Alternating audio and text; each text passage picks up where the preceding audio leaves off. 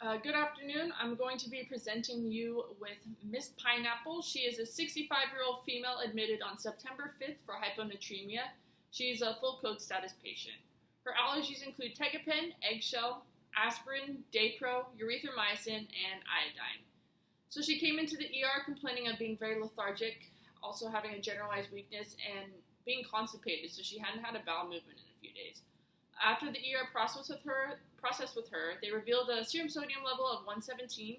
She was admitted immediately, and seizure precautions were maintained. She remains on a 1,000 ml fluid restriction with sodium readings every 3 hours.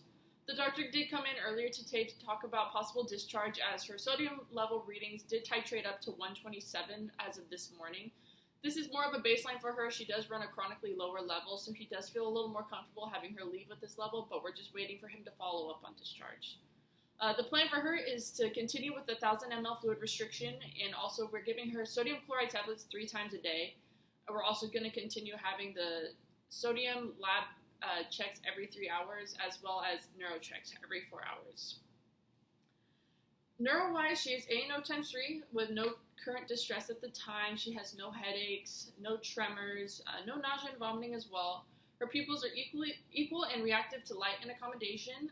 Respiratory-wise, her lung sounds are clear to auscultation with O2 readings remaining at 96 and respirations at 18. She does remain on room air as well. Cardiac-wise, the patient does have a history of underlying AFib. She is currently at normal sinus rhythm and has been that way for me all day. Her blood pressure has been, her last reading was 114 over 59, and her heart rate was at 98. That has kind of been a baseline, no major changes within that. In terms of her gastrointestinal-wise, the patient has not had a bowel movement in the past 2 days, so we do want to encourage her to have more oral intake. She does typically tend to skip meals, so we do want to encourage her to eat as much food as possible throughout the day to kind of help with that. Her abdomen is soft, non-tender, and non-distended. Genitourinary-wise, the patient's last void was in the morning with a 450 ml output. Her urine color is amber and is clear. In terms of musculoskeletal-wise, the patient has full range of motion. She is a one-person assist, though, because she does tend to be a little bit weak on her feet. So we do want to make sure that she's using her call light to help when ambulating. The patient reports having a lower back pain, so we do have lidocaine patches available. She does have one on now, so that will need to be checked again.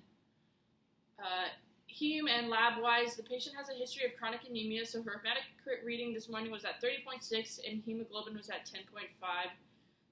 So she does run a typically lower level as well, so this is actually kind of a baseline, but we of course would like to see those levels improve. She's running at 7.4 for calcium level as well, so we're supplementing with calcium carbonate once daily. There are no family present for her at this time, so when it comes to discharge, we will need to help arrange for her to get a ride home.